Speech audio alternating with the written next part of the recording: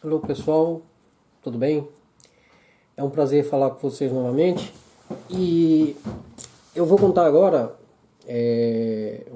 um fato, né? Uma situação que aconteceu ainda há pouco aqui comigo, na minha loja aqui no trabalho. Um conhecido meu, amigo, né?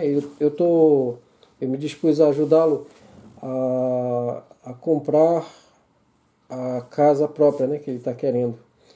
Então eu apresentei para ele um corretor da minha confiança, esse corretor é japonês, né? Então eu entrei ali para ajudá-lo na tradução, né? Ele não entende muito bem o Nihongo, e eu dando sugestões para ele de como fazer para que esse sonho da casa própria não se torne um pesadelo.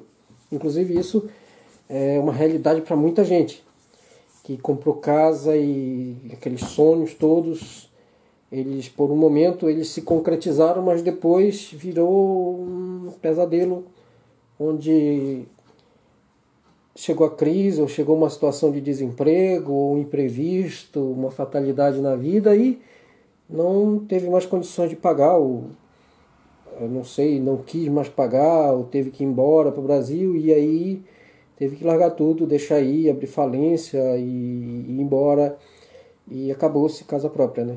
Então, ou no melhor dos casos, né, a pessoa continua com a casa e fica pagando do próprio bolso, do próprio salário, do seu próprio rendimento. E isso não por um mês, 2 meses, por um ano, 2 anos, mas por muitas décadas. Geralmente o financiamento é de 35 anos, né, aqui no Japão.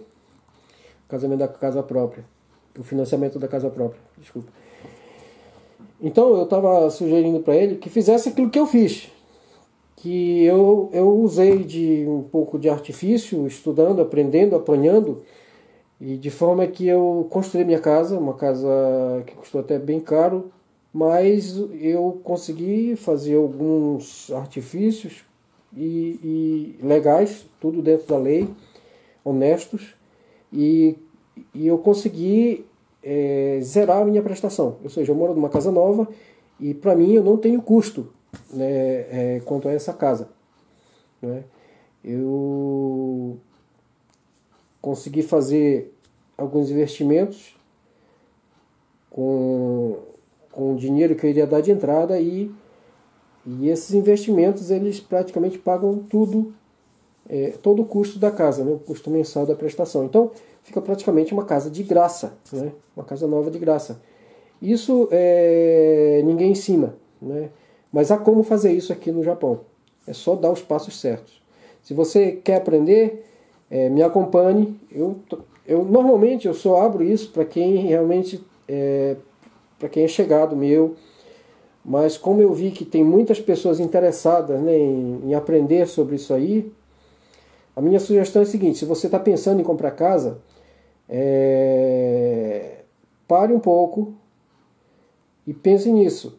Você está a um passo de virar escravo do banco, tá bom?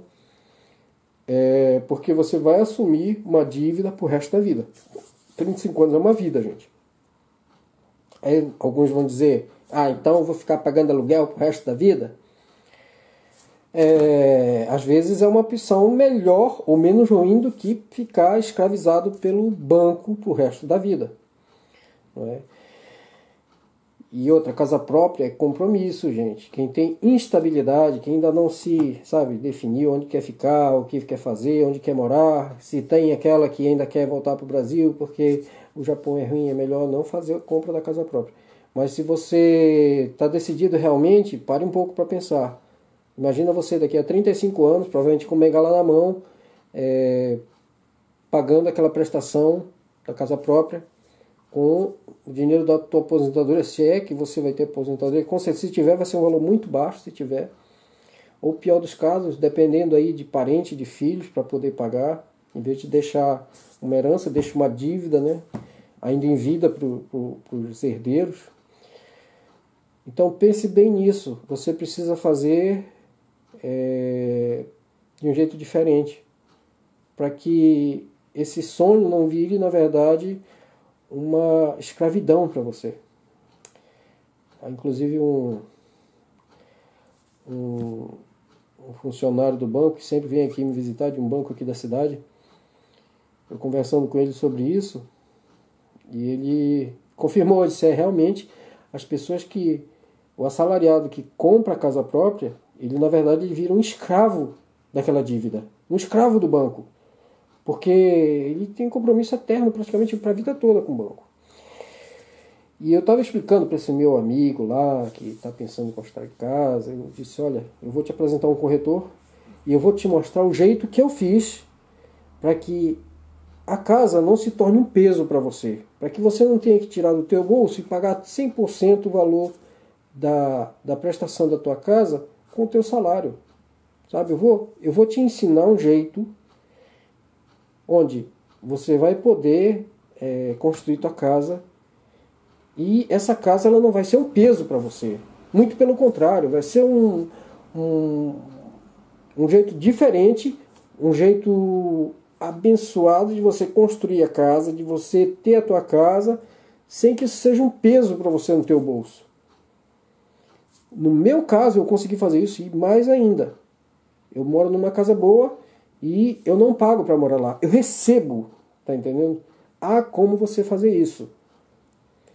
E eu explicando para ele que ao invés dele pegar, por exemplo, o dinheiro da entrada, né, que é um valor razoável, né, que ele teria para dar de entrada, em vez dele fazer isso, ele pegar esse mesmo valor, alguns milhões, e aplicar no outro tipo, aplicar não, investir, fazer um investimento que não é Bitcoin, tá? Não é ações, não é FX, tá bom? Não é nada disso, não é jogatina, porque inclusive isso não é investimento, isso se chama especulação, tá? Isso em japonês isso se chama toki, em Nihongo, né? Toki. É diferente de investimento, que é toshi. Investimento é uma coisa, especulação é outra, tá? E tem gente aí vendendo gato por lebre dizendo que especulação é investimento. Não é, nunca foi, nunca será, tá bom? Especulação é quando você vai ali no patinco jogar, quando você vai comprar uma cartela do Takarakuji, quando você joga na Mega Sena. Isso é especulação, você vai especular com a sorte, você tem que contar com a sorte. Ah, mas você estudar para aprender a ganhar dinheiro na bolsa, você pode aprender os princípios básicos, mas você vai estar sempre escravo da sorte. Tá bom? Você vai precisar contar com a sorte. E isso eu não sugiro para ninguém. Eu não faço e não sugiro que você faça, não sugiro que ninguém faça. Eu sugiro que você crie a sua própria sorte. Você constrói a sua própria sorte. Você tem capacidade para isso. Tá certo? É só você entender as regras do dinheiro, as regras do jogo de investimentos, que na verdade são regras matemáticas, é uma ciência exata, investir é uma ciência exata, você consegue, por exemplo, calcular quantos por cento de retorno que tal investimento vai te dar, porque é uma ciência exata, né? E isso a especulação não te dá. Mas vamos deixar essa questão de especulação de lado, explicando para ele que ele tem como fazer, sim, construir a sua casa sem que isso possa pesar no seu bolso, ou ter um peso mínimo, não é? Talvez bem menor do que o aluguel que ele paga atualmente. E olha que ele mora em Dante. Então, em vez de jogar o dinheiro da entrada no entrada do imóvel, eu sugeri só o seguinte: faz o que eu faço. Eu tenho uma série de investimentos reais, concretos, não são especulação. Vou te ensinar a investir em um desses ramos. Isso aí é coisa segura, tá bom?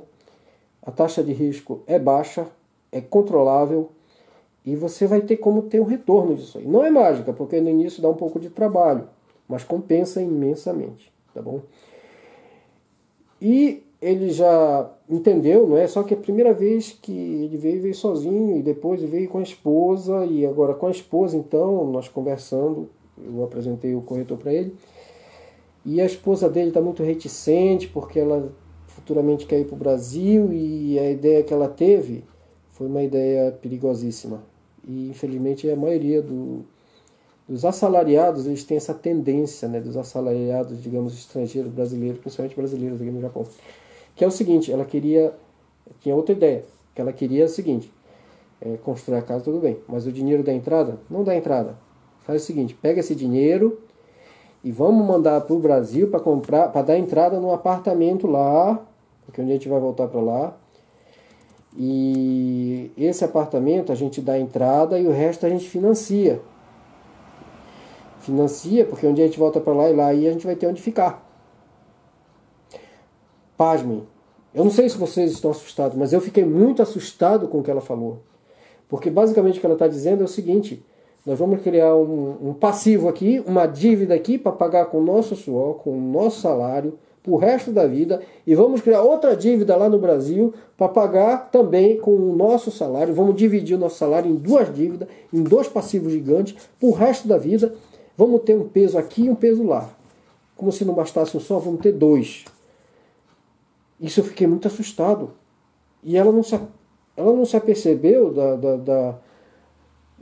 desculpa, eu não tenho outra palavra, da loucura que é fazer esse tipo de coisa. Ora, fazer um passivo, que a compra da casa é um passivo, para pagar do próprio bolso, do próprio salário, do próprio suor, já é um absurdo. Agora imaginem dois.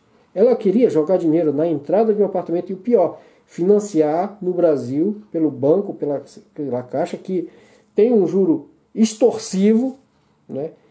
E o resto ficar pagando aqui do próprio bolso, do próprio salário aqui do Japão, vai perder todo mês ter que mandar dinheiro para lá, vai perder na conversão cambial, nas taxas que são cobradas, que são caras, a taxa de remessa para o Brasil.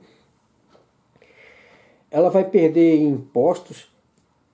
Sabe, gente, um absurdo. E eu fiquei assustado com isso, meu Deus do céu. Quando eu vejo pessoas comprando casa para pagar já do próprio salário, do próprio bolso, eu já acho um absurdo. Agora imagina uma ideia dessa. E eu explicando para ela que isso não tem lógica uma coisa dessa. Isso é um suicídio. Mas eu vejo que ali, dentro do que ela falou, realmente tem um pouco de crença. Ela falou isso porque é nessas coisas que ela crê. Então, o jeito da pessoa pensar define as suas decisões, e as suas decisões definem a sua vida, o resultado da sua vida. O resultado, nesse caso, seria ser escravo mesmo. Ser pobre e ser escravo pro resto da vida. De duas dívidas grandes e muito longas. Então, gente, vamos tirar isso da cabeça. Eu trilhei um caminho diferente, tá bom? Trilhei um caminho diferente que deu certo, e está dando certo. E eu me disponho a ajudar pessoas que querem também fazer diferente e querem, sabe, ser livres e não ser escravos. Então, me acompanhe aqui, olha, dê uma picada, uma curtida nesse canal, isso me ajuda muito, me incentiva a continuar ajudando quem está pensando em construir casa, em fazer investimentos.